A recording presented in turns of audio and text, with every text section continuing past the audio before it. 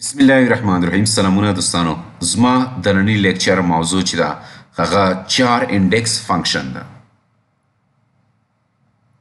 دوستانو چار انډیکس فنکشن چې دا هم بلټ ان فنکشن ده، یعنی دا هم د مایکروسافت لخوا لیکل شوی او اس کیو ایل سرور کې ځای پر ځای شوی ده ترڅو زموږ ستاسو په کارونو کې او یا کویری کې چټکتیا او اسانتیا رامنځته کړي.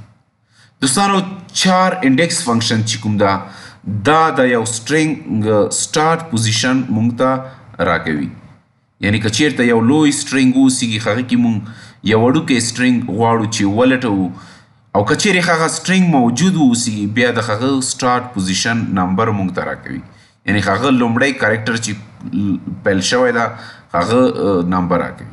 که چیرې هغه کوچنی سټرینګ په لوی سټرینګ کې موجود ونه اوسیږي بیا نو زمونږ ته په نتیجه کې یا آوټپوټ کې یا ریټرنز کې صفر راکوي. دوستانو دغه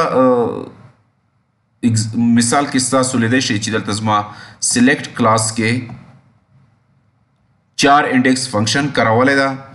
زه غواړم چې په دغه کې اس کیو ایل سټرینګ پیدا کړم، یعنی دغه کوچنی سټرینګ چې ده کوم چې د لوی سټرینګ یوه برخه ده په دې کې زه پیدا کړم، یعنی دغه دوه سټرینګ اخلي. دغه لومړی سټرینګ چې دغه ولټوي دا دوام سټرینګ چې ده په دې کې هغې څخه وروسته زما دې ته یو کوم نتیجه چې دغه فنکشن مونږ ته راکړي هغې ته ما یو الیاس ورکړی ده.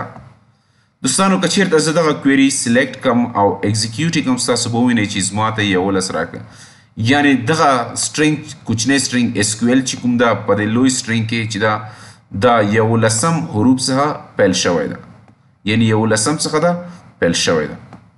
که چیرې دوستانو زه داسې یو کریکټر ورکړم چې هغه موجود نه ویسیږي، یعنې زه ورته وایم چې علي ماته پیدا کړه په دې سټرینګ کې چې کوم تا ته ما په دوام ارګومنټ کې پاس کړی ده، نو که زه اوس دغه کویري ایکزیکیوټ کړم ستاسو وګورئ چې زما ته یې صفر راکړه. دا ځکه چې علي په دغه سټرینګ کې کوم کې چې زه غواړم ولټوم موجود نه ده.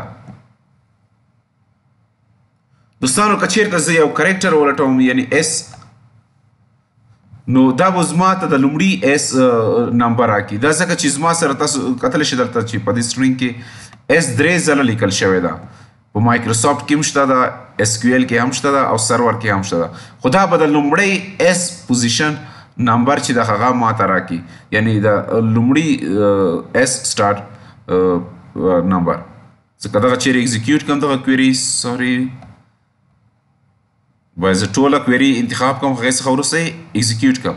ستاسو ګورئ دوستانو چې دلته زما سره یې 6 عدد راکړه، کوم چې د لومړي اس پوزیشن ده، یعنی د مایکروسافت سټرینګ کې یا ورډز کې چې کوم لومړی اس راغلی ده هغې نمبر یا پوزیشن نمبر یې ما ته راکړه. دوستانو دغه اوس زموږ د نن ورځې لیکچر موضوع. تر بل لیکچر پورې مو په لوی چیغه سپارم. الله مو مل شه.